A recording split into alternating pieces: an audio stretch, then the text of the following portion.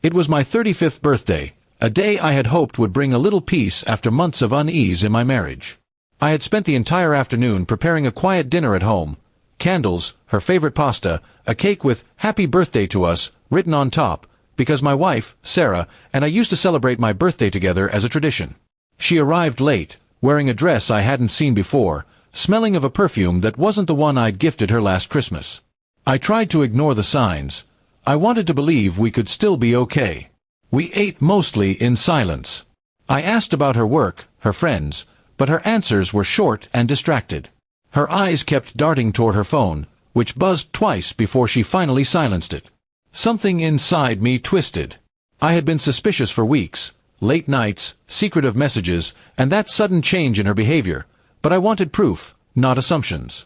When dinner ended, I thanked her for joining me and tried to cut the cake. That's when she stood up, brushed her hands, and said with an icy calmness, "Dinner was nice. Now I'm going on a date with my new boyfriend." My hand froze mid-air. I thought I had misheard her, but the smirk on her face told me she meant every word. I sat there, stunned, as she grabbed her purse and walked to the door. I asked, "Sarah, what are you saying? You're married to me." She turned, eyes full of cold satisfaction. "You are married to who I used to be. I've moved on.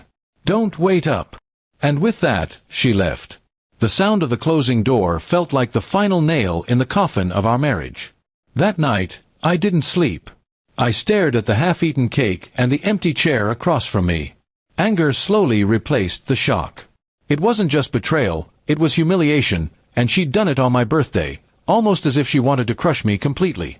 I decided then that I wouldn't let her walk away without consequences. Over the next few days, I gathered myself and started digging. I checked our shared accounts, her phone records, even her social media under a fake profile. It didn't take long to find out who he was. Mark, a co-worker of hers. Married too, with kids. They had been seeing each other for nearly a year, meeting during office conferences. I printed everything, texts, photos, call logs, and stored them safely. Revenge wasn't about hurting her physically, it was about truth.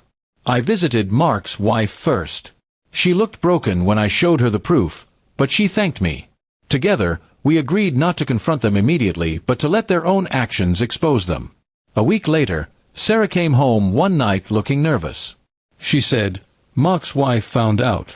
He's denying everything. I might lose my job." I only nodded, pretending to be sympathetic while she panicked. Inside, I felt the first taste of quiet justice. Then came the divorce papers. I had prepared them carefully with my lawyer.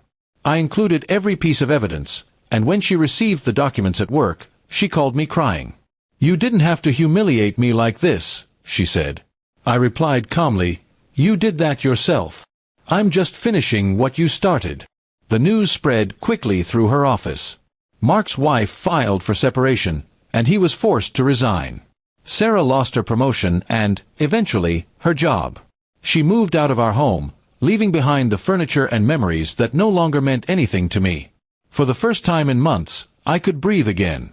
A few weeks later, she called, asking if we could meet to talk. I agreed, out of curiosity more than compassion.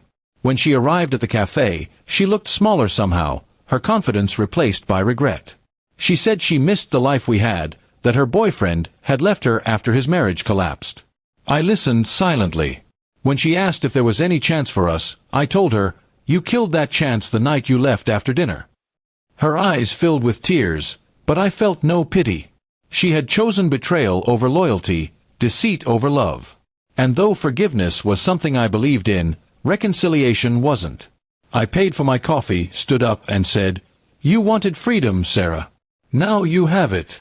As I walked away, the sky outside began to rain softly, washing the city clean. It felt symbolic, a new start for me. I wasn't bitter anymore, just wiser.